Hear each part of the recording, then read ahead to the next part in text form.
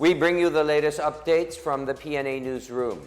Despite the expiration of the state of calamity in the country due to COVID-19, President Ferdinand R. Marcos Jr. ordered the Department of Health to ensure that healthcare workers continue to receive their allowances. In a meeting with the officials of the Department of Health, the President expressed his concern about its impact on the benefits and salary of health workers. He said the matter is undergoing a thorough review with utmost consideration for the welfare of medical professionals.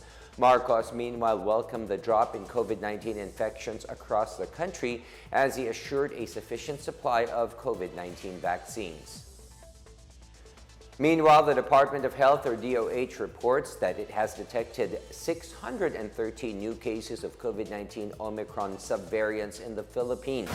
In its latest biosurveillance report, the DOH detected 252 cases of BA.2.3.20, 201 cases of XBB, 25 cases of BA.5, 15 cases of XBC, 2 cases of BA.2.75, and 118 other Omicron sublineages.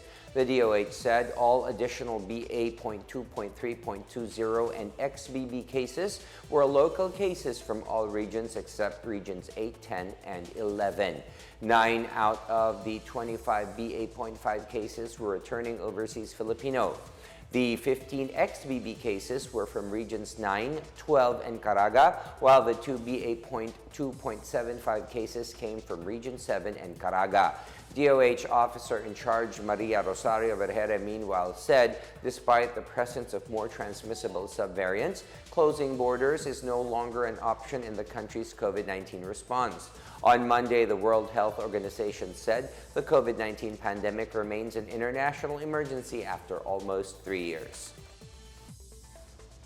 Meanwhile, the government will not prevent private claims of so-called comfort women should actions be pursued by victims on their behalf. The Department of Foreign Affairs made the remark amid the impending working visit of President Ferdinand R. Marcos Jr. to Japan. In a pre-departure briefing in Malacanang, DFA Assistant Secretary Neil Imperial stated that the Philippine government will not stop the victims of sexual slavery from filing claims, although all war crimes are deemed settled. Under the 1956 reparations agreement, Japan would provide the country with products and services worth $550 million.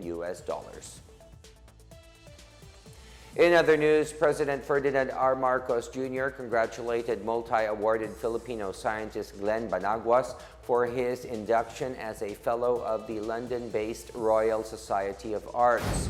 On his official Facebook page, Marcos said Banaguas' induction proves that Filipinos can excel in their chosen field through their skills and knowledge. Banaguas is among Asia's leading experts in environment, climate change, and disaster risk.